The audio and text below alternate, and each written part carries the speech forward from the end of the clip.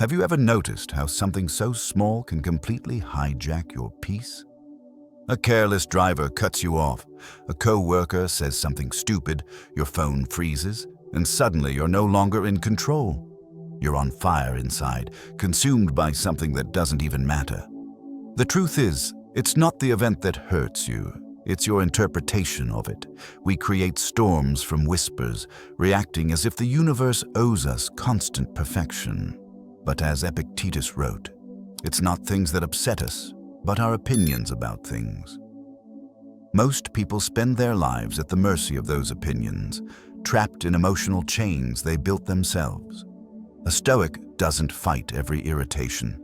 They study it, they train within it, they master it.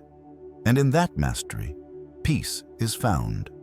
Because once you can control your reaction, nothing stupid, nothing small, and no one outside of you can ever control your mind again. 1.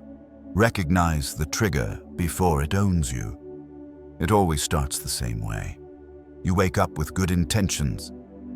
Maybe you even tell yourself, "Today, I'll stay calm."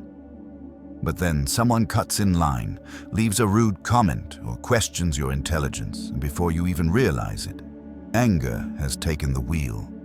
You replay their words in your mind, justify your reaction, and feel the rush of self-righteous fire. But what if the problem isn't the trigger itself? What if it's the speed at which you surrender to it? Most people don't choose their anger, they simply become it. The Stoics knew this better than anyone. They understood that the first step to emotional mastery isn't control, it's awareness. Marcus Aurelius wrote, "You have power over your mind, not outside events. Realize this, and you will find strength." Notice the order. Awareness before power. You can't control what you don't see coming. Every moment of irritation begins with a spark, a physical signal in your body before a single word leaves your mouth. The pulse quickens, the breath shortens, your chest tightens. This is the split second where your training begins. In that fraction of time, you stand at the crossroads between instinct and discipline. One path is ancient and automatic, the animal response that strikes, shouts, and regrets. The other is the path of reason, the Stoic path, where you pause, breathe, and choose. The Stoic doesn't deny the feeling. They witness it, label it, and let it move through without becoming it. Anger wants immediacy. Awareness steals that immediacy away. Modern psychology confirms what the Stoics intuited. Between stimulus and response, there is a space. And in that space lies your freedom.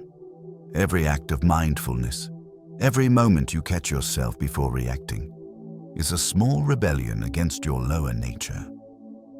Think about the last time you exploded over something trivial. Did it make the situation better? Did it make you stronger, wiser, calmer? Or did it just prove how easily the world can control you? When you become aware of that pattern, you see anger for what it really is. Not strength, but surrender. The person who can trigger you controls you. The Stoic refuses to hand over that control. So here's your practice. For the next 7 days, observe yourself like a scientist of your own mind. Each time something frustrates you, a delay, an interruption, a careless word, don't react. Name it silently. Trigger. Then take 3 slow breaths before you move or speak. Inhale through your nose. Feel the rise in your chest. Exhale slowly and ask, what am I protecting right now? My ego or my peace? This single question disarms the emotion faster than any argument. You'll start to notice how often your anger isn't about justice or principle. It's about the small wound of pride. And pride is the weakest foundation to build your power on. Awareness is the gatekeeper of strength. Every time you pause, you reclaim the moment from chaos. You start to see that the world isn't attacking you, it's training you. Each trigger is a mirror, showing where you still lack control. Most people break at that mirror. A Stoic looks straight into it. So the next time you feel the rise of heat in your chest, don't rush to fight it. Step back, breathe, and remember, this is the moment you either become the master or the puppet. The storm isn't outside you, it's inside you, and you hold the reins. Awareness is your shield. Use it before anger owns you. 2. Stop expecting the world to make sense. One of the most exhausting habits of the modern mind is the expectation that people will act logically, kindly, or fairly, as if the universe had signed a contract to keep you comfortable. You get angry not because something went wrong, but because you believed it shouldn't have. You think, how could they be so stupid, so selfish, so blind? And in that instant, you hand over your peace to a fantasy that never existed. The Stoics would tell you this: the world doesn't owe you order. People will lie, traffic will jam, plans will collapse, and life will rarely unfold the way you think it should. Seneca said, "The wise man expects nothing, for he already sees everything as it is." Expectation is the seed of frustration. When you drop the illusion of fairness, you stop being surprised by chaos. Marcus Aurelius began each morning by preparing for irritation. He wrote, "Today you will meet ungrateful, arrogant, deceitful, envious, and self-centered people." That wasn't pessimism, it was mental armor. By expecting the flaws of others, he neutralized their power. When you expect fools, you're not shocked by foolishness. You see it as weather, something that comes and goes without defining your day. But when you expect constant reason from the unreasonable, every encounter becomes a battle. The Stoic doesn't pray for a calm sea. They train to navigate storms. Anger thrives in the gap between expectation and reality. The wider that gap, the deeper the pain. You can test this yourself. Think of the last time someone disappointed you. Maybe a friend broke a promise or a stranger disrespected you. The sting wasn't in the act. It was in the belief that they shouldn't have done it.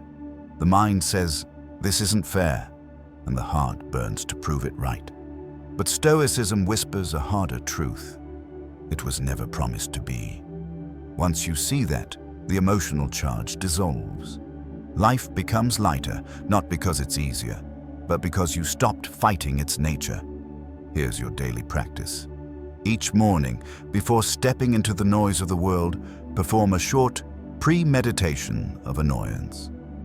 Close your eyes and picture 3 small frustrations that might await you today. A rude comment, a delay, a misunderstanding. Then say quietly, "It's coming, and I'm ready." Feel how the mind steadies when it expects difficulty. You disarm the surprise and with it, half the anger. Throughout the day, when you encounter one of those moments, remind yourself, this was part of the plan. Suddenly, you're not a victim of circumstance. You're a student of it. When you stop expecting the world to make sense, you gain something far more valuable than fairness. You gain freedom. You no longer need everything to go right to stay right within yourself. The world will still be chaotic. People will still be flawed, but your peace will no longer depend on their behavior. That's the essence of Stoic strength. Calm not because life is gentle, but because your expectations are disciplined. Remember this: fools demand that reality fit their desires. The wise adjust their desires to reality. Once you accept that truth, foolishness loses its power to make you angry, and the world's nonsense becomes your training ground for unshakable peace. 3. Don't fight fire with fire. Nothing feeds anger faster than the illusion that you're justified in using it. Someone insults you, mocks you, talks down to you, and your instinct is to strike back, to make them feel as small as they just made you feel. It feels righteous, like you're standing up for yourself, but the moment you mirror their behavior, you become them. You hand them the victory of dragging you into their storm. The Stoics warned about this trap centuries ago. Seneca wrote, "Anger, if not restrained, is often more harmful than the injury that provokes it. The insult fades, but the bitterness you feed lingers. The wound isn't what they said, it's the echo you let repeat inside you. You've probably noticed that when two angry people clash, nothing changes except the volume. One shouts, the other shouts louder. Both leave more convinced of their own righteousness. It's a spiritual arms race with no winners. A Stoic doesn't enter that game because they understand a fundamental law of energy. What you fight, you feed. Every time you react to a fool with the same intensity, you validate their chaos and let it consume your peace. The wise response isn't weakness, it's strategy. Marcus Aurelius said, "The best revenge is to be unlike your enemy." And he lived that truth, ruling an empire with composure while surrounded by treachery. So what does that look like in your own life? Imagine someone throwing verbal punches at you in a meeting, trying to embarrass you in front of others. Most people will fight back instantly, trying to win the moment. But you don't need to win moments. You need to win yourself. When you stay calm, when you pause and let their noise hang in the air, they begin to hear themselves. Silence becomes your weapon. It exposes them more than any argument ever could. The Stoics called this the discipline of assent, choosing which thoughts, which provocations are allowed to enter your mind. You can't control what they say, but you decide whether to give it a home. Here's your practice. The next time someone tries to provoke you, whether online, at work, or in your personal life, pause. Take one slow breath and remind yourself, this is their storm, not mine. Look them in the eye without hostility, just steady presence. Then either answer with calm logic or not at all. You'll feel an odd power in that silence because you've just refused to be baited. They expect your fire. They crumble when they meet your stillness. And remember this: no one can start a war with you if you refuse to fight. Let fools argue. Let noise burn itself out. You're not here to prove your worth to the untrained. You're here to train your mind. The next time anger invites you to the battlefield, walk away like a king who has already won. Don't fight fire with fire. Let their flame die out against the wall of your calm. Because in a world addicted to outrage, serenity is the rarest form of strength and the one that always wins. 4. Detach the ego. You're not always the target. Most anger doesn't come from what happens to you. It comes from what you think it means about you. Someone forgets to call, criticizes your work, ignores your opinion, and suddenly you feel disrespected, unseen, diminished. But pause for a moment. What if it wasn't about you at all? What if their behavior was simply a reflection of their own chaos, their own ignorance, their own battle you know nothing about? The ego takes everything personally. It sees insult where there's only noise, attack where there's just indifference, and the more your ego expands, the easier it is for others to pierce it. That's why Stoics train daily to shrink their sense of self. Marcus Aurelius reminded himself, when you are offended at any man's fault, turn to yourself and study your own failings. Then you will forget your anger. The truth is, people rarely act with you in mind. They act from habit, pain, insecurity, or confusion. Yet your ego translates their behavior into a story. They don't respect me. They don't value me. They're trying to hurt me. That story becomes the flame that burns your peace. The Stoics' discipline is to question that story before it spreads. When someone treats you poorly, ask, what if this isn't about me? You'll feel your emotional grip loosen instantly. It's not detachment through coldness. It's detachment through clarity. The goal isn't to stop caring. It's to stop bleeding for misunderstandings. Think about it. How many times have you carried anger for hours, days, even weeks, over a situation that the other person forgot 5 minutes later? You replay their words, build entire arguments in your mind, and feel righteous for doing so. Meanwhile, they move on with their life, completely unaware of the storm in yours. That's not power. That's captivity. The Stoic refuses to live as a prisoner of invisible enemies. Here's a practice that can change how you experience conflict. Whenever you feel insulted or overlooked, perform an ego audit. Write down what happened and list 3 interpretations. 1 ego-centered, they disrespected me.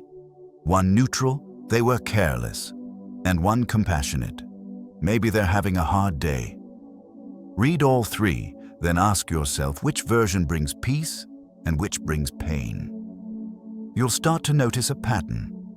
Your suffering always grows in proportion to your ego. Remember what Marcus Aurelius wrote: "Choose not to be harmed, and you won't feel harmed." The moment you detach from the need to be right, admired, or understood, you free yourself from the emotional control of others. Their actions lose weight because your identity no longer depends on their approval. You become anchored, untouchable.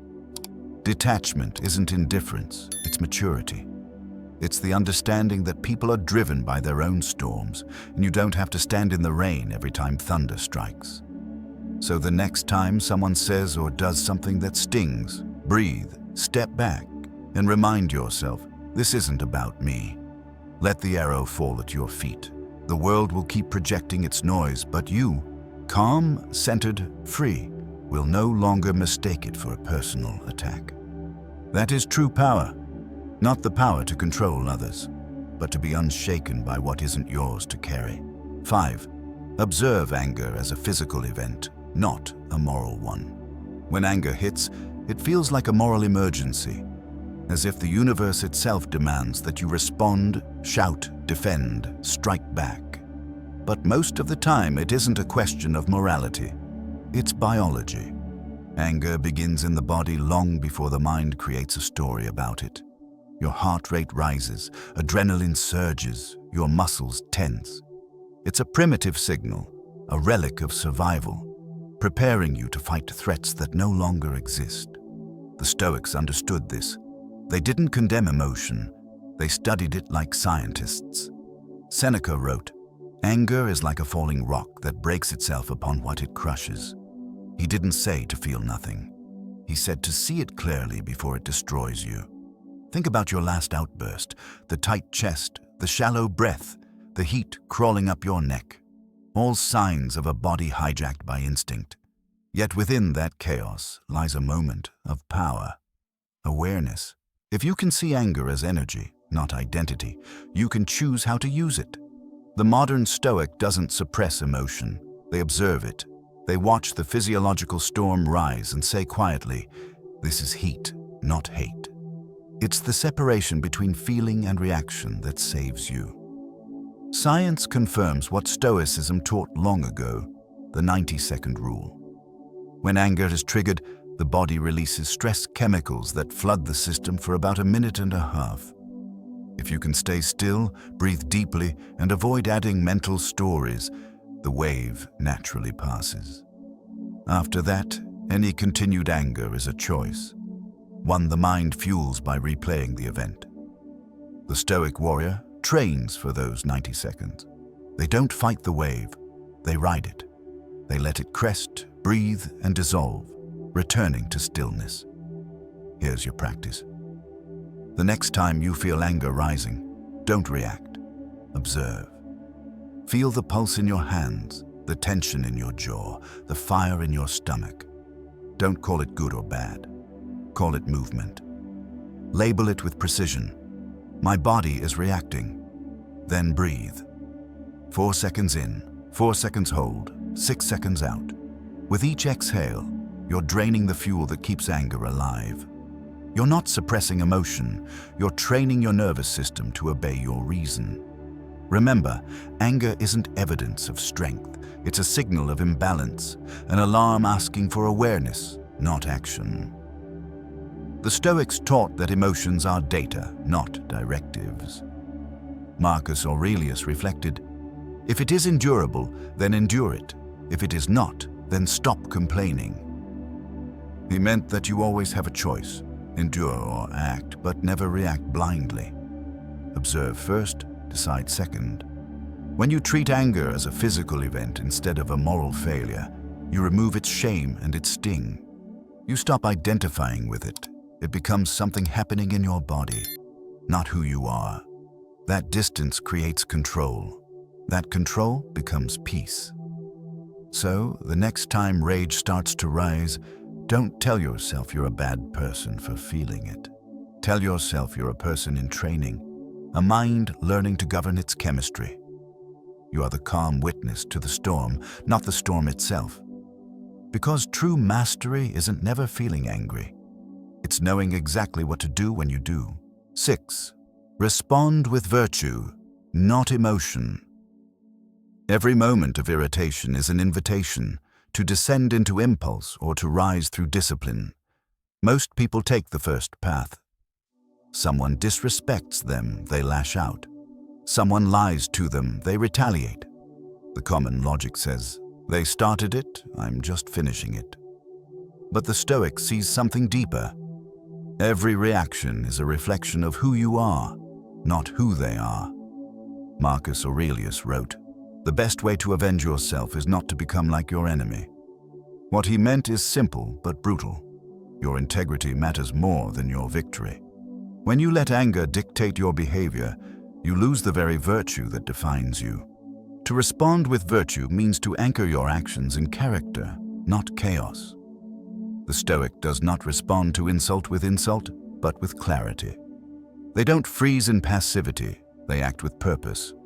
Virtue is not weakness, it's controlled power, like a sword drawn only when necessary. Never in panic. Think of a soldier in a storm. The untrained one fires in every direction. The trained one breathes, aims once, and ends it. That's what emotional mastery looks like in real life. Let's make this tangible. Imagine your boss criticizes you unfairly in front of others. Your ego wants to bite back, to prove your worth on the spot. But virtue tells you, hold, not because you're submissive, but because you refuse to act from blindness. You breathe once, twice, 3 times. Later, when the fire has cooled, you respond with reason, not rage. You ask questions, clarify, solve the problem, not feed it. You walk away with your dignity untouched, and that's worth more than any temporary win. Epictetus said, "No man is free who is not master of himself." The Stoics lived by this truth. Freedom isn't doing whatever you feel. It's doing what's right, even when you don't feel like it. Emotional people are predictable. Disciplined people are dangerous. They cannot be manipulated, baited, or broken because they act from principle, not impulse.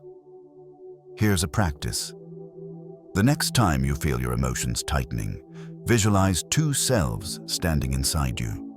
One is the emotional self, the quick one, loud, impulsive, and reactive.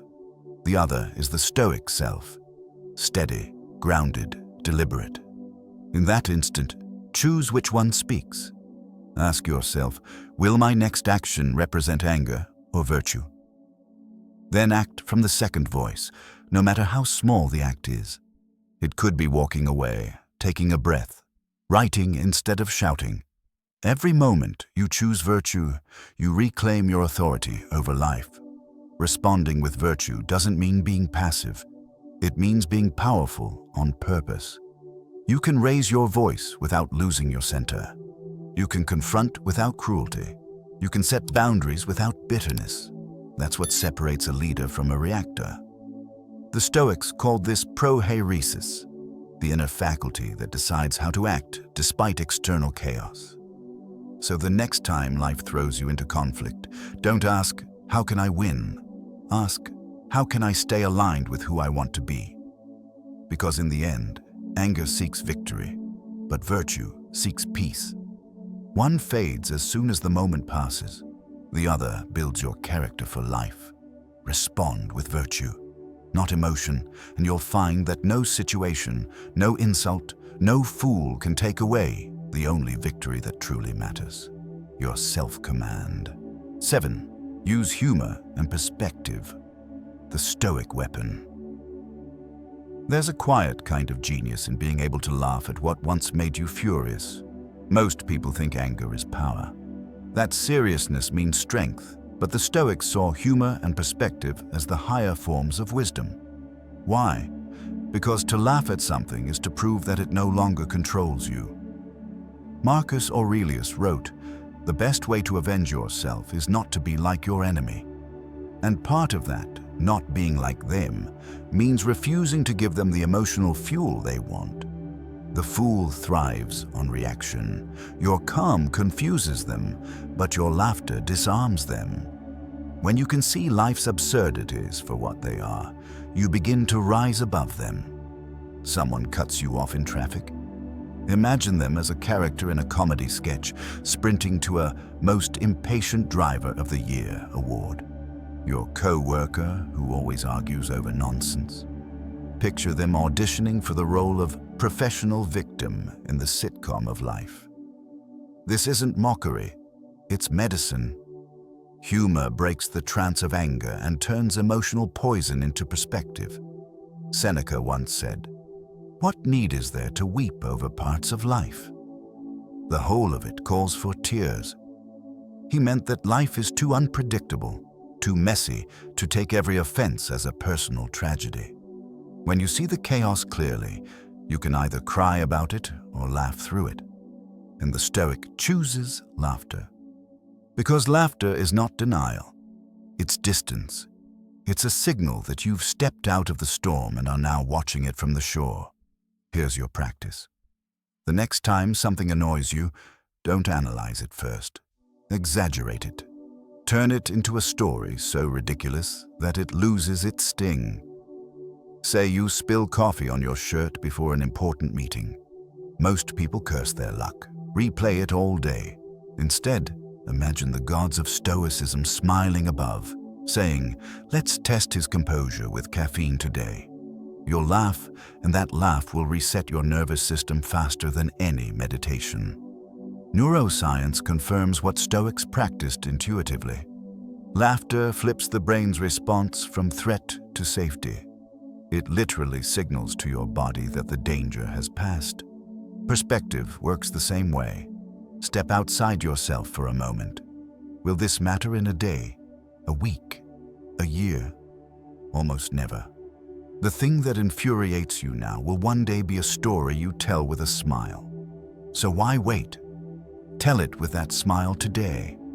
Imagine your future self, calm, wiser, unshaken, watching the current version of you lose your mind over something meaningless. What would he say? Probably, "Breathe. It's not that deep." That's the Stoic way. To replace outrage with observation, heaviness with humor. Life will always offer you new reasons to get angry. Your power lies in refusing the invitation. Every time you choose humor, you're teaching your mind that not everything deserves your energy. You're training your soul to rise above pettiness. And when you can laugh at the chaos, you no longer belong to it. Because the moment you see the world with both clarity and irony, you've already won. Not by fighting fire, but by smiling at the smoke. 8. Turn anger into fuel for mastery. There's a fire inside you. You've felt it. That tightening in your chest, the pulse behind your eyes, the heat that demands to be released. Most people waste that fire. They use it to burn bridges, destroy relationships, and prove they're right for a fleeting moment. But a Stoic learns to use that same energy to build something greater. Anger is raw power. And power, when directed with discipline, becomes transformation. Marcus Aurelius wrote, "The best revenge is not to be angry, but to be unlike him who caused the injury." That is mastery, taking what was meant to harm you and turning it into fuel for your evolution. Every strong person you admire has done this. They've turned rejection into motivation, humiliation into improvement, chaos into clarity. The Stoics didn't aim to kill emotion, they aimed to refine it. They believed that emotions are like wild horses, dangerous if untamed, unstoppable if guided. When you're angry, your body is alert, focused, charged with energy. The mistake isn't feeling that, it's wasting it on destruction. The Stoic transforms that surge into creation. They take that heat and pour it into something that builds strength. A workout, a business, an act of discipline, a piece of art. They turn reaction into momentum. Think about it. How many times has anger shown you a weakness you were blind to? Maybe you lost your temper at a colleague, only to realize later it wasn't about them. It was about your own insecurity. Or maybe you exploded over failure because you tied your worth to perfection. Anger, when observed, reveals the places within you that still need mastery. Every time you feel it rise, ask, what is this emotion trying to teach me about myself? That question alone turns a moment of chaos into a lesson in control. Here's your practice. When something triggers you, don't vent, transmute. Write down what anger is saying. I feel disrespected. I feel overlooked. I feel powerless. Then choose one concrete action that strengthens the opposite trait. Disrespected? Earn respect through consistency. Overlooked? Improve your craft until you can't be ignored. Powerless? Build your endurance through training. That's how Stoics wage war. Not on others, but on their own limitations. Seneca said, "A great mind becomes stronger through resistance." Let your anger be that resistance, the weight that builds your willpower. Every challenge, every insult, every moment of unfairness can be converted into fuel if you refuse to waste it on outrage. Remember, anger is energy without direction. Discipline gives it meaning. You are not meant to extinguish your fire. You're meant to aim it. So when the next storm rises inside you, don't let it burn your peace. Channel it, lift with it, create with it, transform it into something worthy of your potential. Because in the end, mastery isn't about suppressing your emotions. It's about directing them so precisely that even your anger becomes a tool for greatness. The fire that once consumed you becomes the very light that guides you. So, let's step back and see what we've really learned. Every stupid thing that once made you angry, the rude driver, the careless comment, the selfish co-worker, was never the true enemy. The real battle was always inside you. You've walked through 8 Stoic rules that reshape that battle into mastery. Recognize your triggers before they own you. Stop expecting the world to make sense. Refuse to fight fire with fire. Detach the ego, observe anger as a physical event, respond with virtue, use humor and perspective, and finally, turn anger into fuel for growth. These aren't tricks to look calm, they're weapons to become calm. The Stoics never promised an easy life. They promised strength in a difficult one. Anger will always visit. The question is whether you let it stay. Every time you choose awareness over reaction, you reclaim a piece of yourself that the world can't touch. Every time you act with virtue instead of emotion, you step further into freedom. So when the next wave of irritation rises, and it will, don't see it as proof of weakness. See it as an invitation to train. Breathe, observe, respond from principle. Because real power isn't loud, impulsive, or dramatic. It's silent, disciplined, unshakable. Remember, you can't control the world, but you can control your response to it. That's what makes you untouchable. That's what makes you stoic. Now comment below, I master my emotions. Nothing stupid can control me again.